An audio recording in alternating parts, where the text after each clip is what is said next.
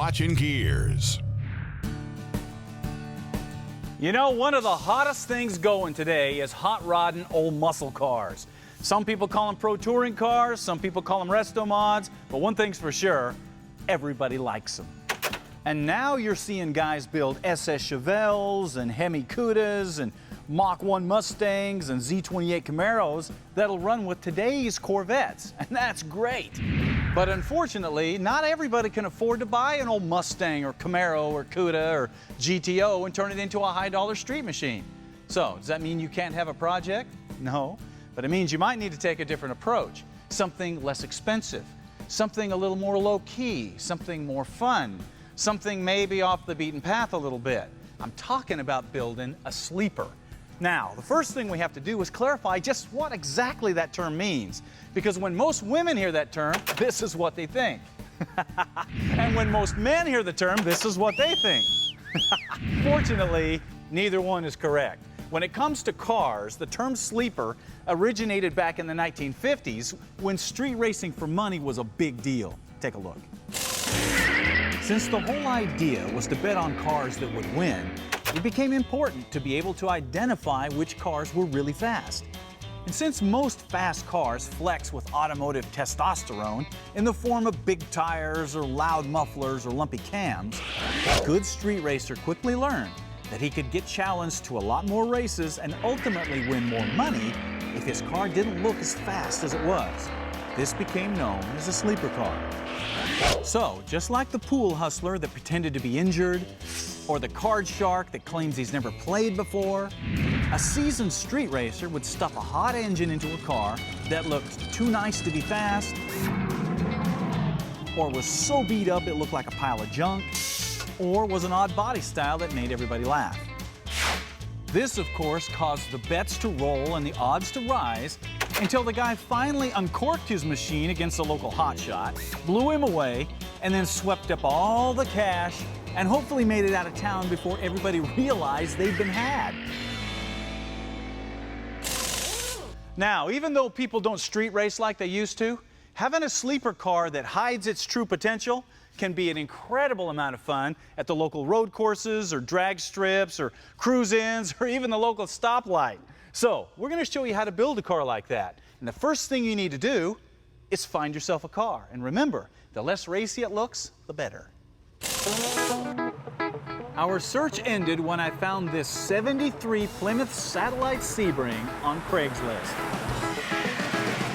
This car was literally owned by a little old lady until she was 90 years old, and it's the perfect starting point for a project like this.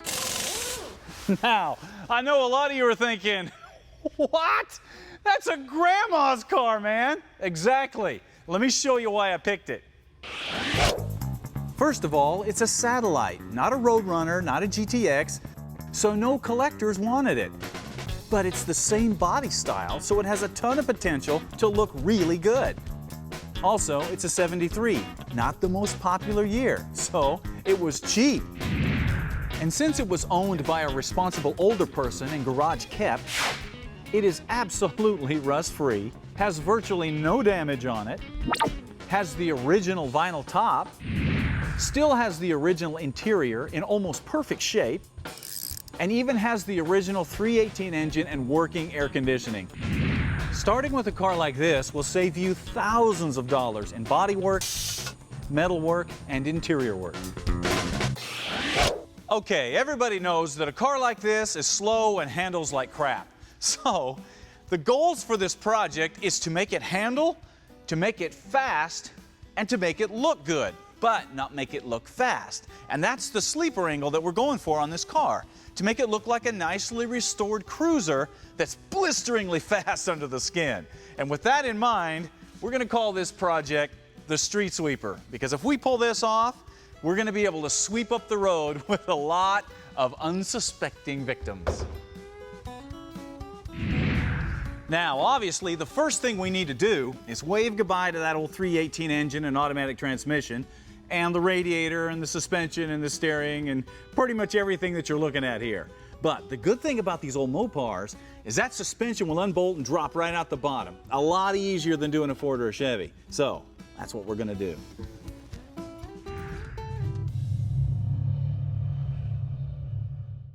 A successful automotive project takes planning and organization, but instead of using an old tablet or notebook, there's the Gearz Project Planning Book. This unique workbook was designed to help you lay out a project, the parts, the tools, and the cost, so you can stay on track. It even has places to attach photos and document your progress to keep you motivated. And if you ever decide to sell the vehicle, it serves as a complete history of what's been done. If you're in the middle of an automotive project or thinking of starting one, the Gearz Project Planning Book is the best way to lay it out and make it happen.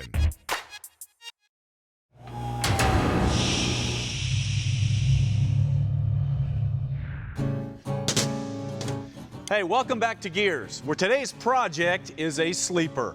But I'm not talking about as in boring. No, I'm talking about a project that is built to look slow, but is actually really fast. The car we're starting with is a non-assuming 73 Plymouth Satellite. And we're about to change its DNA so drastically, it will never be the same again. But to do that, that means we first have to get rid of the original drivetrain and suspension and brakes and steering, everything.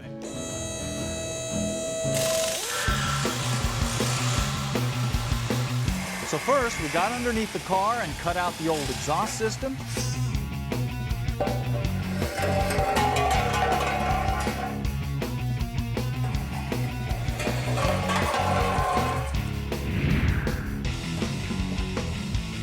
Then removed the torsion bars.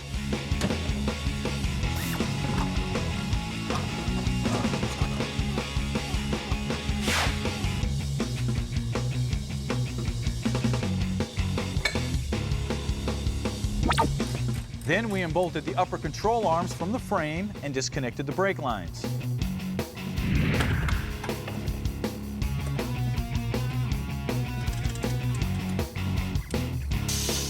We followed that up by disconnecting all the electrical, fuel, and coolant lines from the engine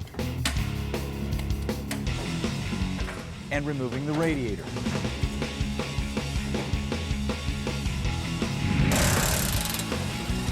Finally, we unbolted the front and rear cross members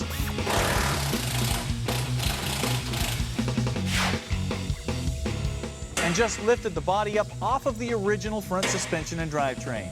It doesn't get much easier than this.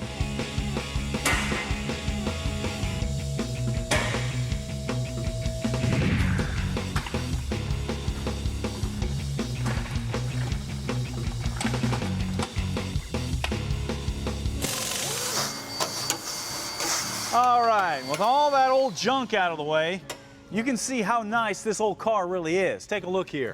There's no rust. There's no damage. There's the factory undercoating. There's not even any rust under the battery box, which means this is the perfect car to do something like this too. It also means we need to put something really cool in here, and that is right over here. Okay, if you've been around the Mopar world any time at all, you have heard of Magnum Force and their XRT suspension system. Now, this is a tubular crossmember and suspension that bolts right in place of your stock crossmember, does away with the torsion bars, and puts a state-of-the-art suspension into any old classic A-body, B-body, or E-body Mopar. And this is great for most projects. But since a lot of guys these days are wanting to run road courses and autocrosses, well, the guys at Magnum Force decided to come out with another suspension system that's more in tune with that. And they call this the Transformer, because it will literally transform your old evil-handling Mopar into a serious autocrosser. Take a look. The suspension takes a lot of abuse, and we wanted to create something that could endure those types of side loading. And if you look at the lower control arm design, you'll see that. You'll see that it's in a double shear configuration and looks nearly like what you'd see on some sort of an off-road truck design. We wanted something that was not going to fold in half, that was not going to break. The heart of the Transformer system is this massive crossmember that's fully boxed and welded to give you incredible strength and side load capacity during hard cornering. Now, the lower control arms are just as wicked, once again being fully boxed and welded. And then you have tubular upper control arms to finish off the package. Now, to get the nose down on the ground, we have 2-inch drop spindles. To upgrade the steering, we have power rack and pinion steering. To keep the nose flat during hard cornering, we have an 1.25-inch sway bar. And of course, since we did away with the torsion bars, We have Viking coilover shocks, and then special brackets to mount those shocks since they weren't on the car originally. This is the system that Mopar guys have been dying for years, and you're going to really flip when you see how easy it goes in.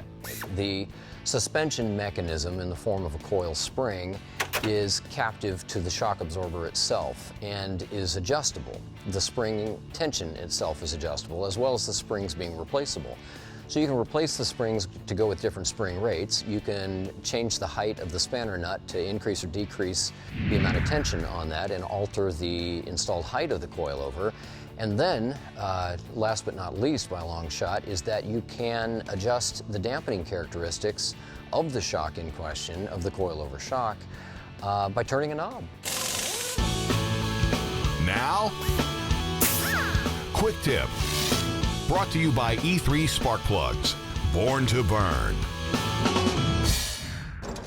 When you're building a project like this and you're all excited about putting all that new stuff on, it is really easy to overlook a very important step that can make your car last for a long time. And I'm talking about rust proofing and undercoating. And it's something you need to do now before you put all that new stuff on. Now, the first step to rust proofing is to cover the metal with an anti-rust paint like this chassis saver. It'll not only seal the metal from air and moisture, but it will also flow down into the nooks and crannies where rust can start and spray cans can't reach. The next step after that is to undercoat everything. And forget about those spray cans of rubber junk that you see on TV. Your best bet is a heavy-duty bed liner like this Monster liner because it completely seals everything. It's extremely tough, it stays flexible so it won't crack, and it looks really good. So, if you want to stop rust or keep it from ever starting, a rust preventative paint and undercoating is the best way to do that. And the time to do it is now, before you put all those nice parts on. If you'd like to learn more tips to make your life easier in the shop, check out the tips page on the website.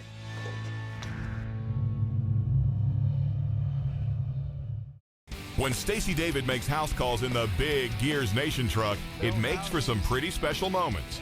But if they can't come to your garage, the next best thing to do is check out the stuff they have online to help you out. Things like DVDs, wiring and build books, apparel and fender covers are just some of the things you'll find to help you with your project or make a great gift for that certain car nut in your life. If you're ready to get out there, build something, and then go smoke the tires on it, StaceyDavid.com can help you do that.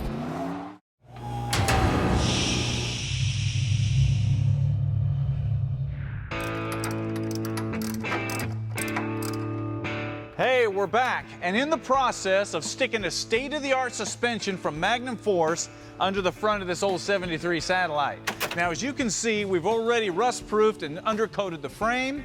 We've slid the upper brackets in place, drilled our holes, and bolted everything on. Now the car is ready for that big old crossmember. But before we bolt this under the car, we're going to mount the rack and pinion and the sway bar to the crossmember, because it's a lot easier to do it now. The rack and pinion slides in place around the side supports and the left motor mount upright, and then bolts to the crossmember. The sway bar mounts right in front of that, and then connects to the lower control arms with urethane end links. Now, this thing is ready to go in the car, but it is heavy. So you're going to need a floor jack and an extra set of hands to help you get this up in the car, which means you guys are up.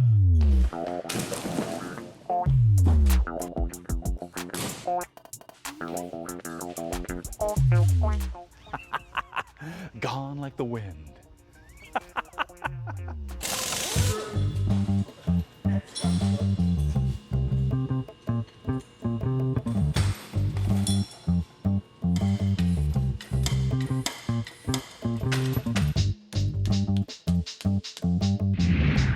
Once the crossmember is in place, just bolt it up using the supplied hardware.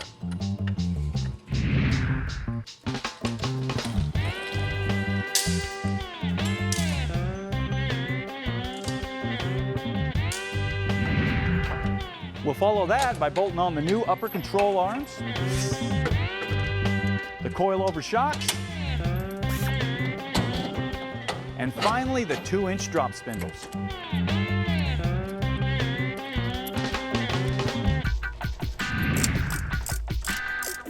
Now, just as a reminder, This is what was originally in that car, with its steering box and its torsion bars and its 70s big car technology. Take a look at what we've got now. Modern rack and pinion steering, adjustable coil-over shocks, tremendous strength, and room for a lot of engine. And speaking of engine, I know a lot of you guys are wondering, what are you going to put in that car, a Hemi? That's exactly what we're going to put in, but not just any old Hemi. Now, we're going to put in this 528 Ray Barton Street Hemi. I told you that car's going to be wicked. And with 750 horsepower on tap, this is one satellite that will definitely have the power to blast off and clobber a lot of big-name muscle cars with their racing stripes and fancy badges. Badges? We don't need no stinking badges. Oh, no. Now, I know a lot of you guys are thinking, man, that is crazy. Who in their right mind would put that engine into this car? I mean, it's not even a Roadrunner, man. Exactly, that's the point. That's the idea behind a sleeper. Nobody's gonna suspect that engine in this car, and that's what makes it so fun. Now, obviously, there's a lot of torque going on there, so how we mount the engine is really important because we don't want to twist this car into a pretzel. Take a look. Now, you can use a traditional style motor mount like this, but that much engine, it's going to destroy those really quick. So we went back to Magnum Force and we got a motor plate. Now, as you can see, this bolts between the block and the water pump, and it takes your mounting points all the way out to the ends into these rubber bushings. Now notice there's holes drilled in this. That's to mount all your accessories, your air conditioning compressor, alternator, power steering pump, so you're good to go there. So the next question is, how do you mount the plate? Well, Magnum Force has also got a kit for that. It includes two big thick pieces of tubing, pre-bent. One end welds to the firewall using these plates. The other end welds down to the front frame rail using these boxing plates. And then you've got all these tabs that you weld in to build mounting points for that plate. Now, I know there's some welding and fabrication involved here, but this gives you tremendous strength, ties everything together, and is really the only way to mount that kind of an engine into a car, not have the engine jump out and run down the street when you stomp on the gas.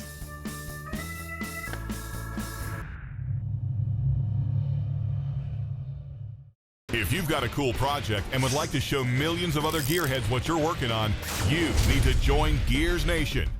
This is a free, interactive online community of auto enthusiasts that will allow you to learn from, share with, and encourage others, and at the same time, show off your project.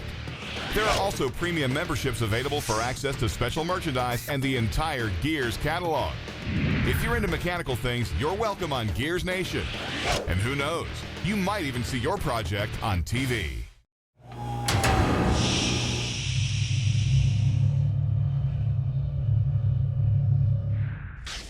And now, Parts Bin, brought to you by Heartthrob Exhaust, where technology and craftsmanship come together.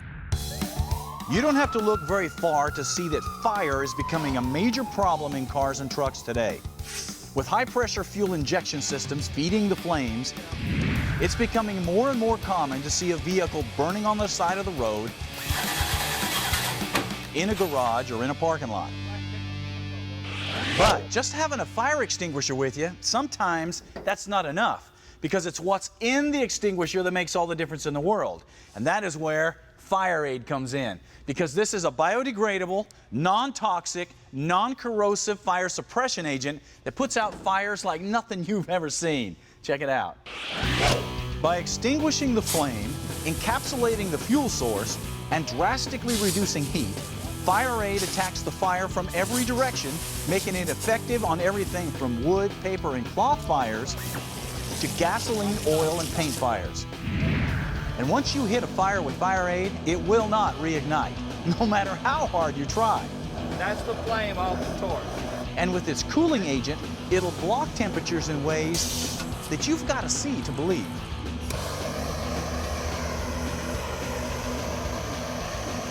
No way. It's not even warm. That's amazing. You know, one of the most important tools that man has is fire. It's also one of the most destructive forces of nature if you let it run wild. And the best way to control it in your home, your garage, or your car is with a can of Fire Aid. You know, one question that I get a lot is, what metalworking tools do I need in my shop? And of course, the answer kind of depends on what you're going to be doing. But for general, all-around metalwork, one tool that you've got to have is an Edwards iron worker, because it'll allow you to bend, cut, shear, and work all shapes and sizes of metal in just a few seconds. And with their hydraulic accessory package, you can add pipe benders and presses as you need them. But a lot of people will dismiss getting an iron worker because they think they're just too big and too expensive for their shop. And that's just not the case. Take a look. Edwards has a whole range of iron workers that start with the small 50-ton and then slowly step up to the 55-ton, the 60-ton, 65-ton, 75, all the way up to the massive 100-ton deluxe. When Edwards started building tools in 1875, they had no idea they'd still be building tools almost 140 years later. But that's just proof of the statement, quality never goes out of style. Of course, neither does an iron worker.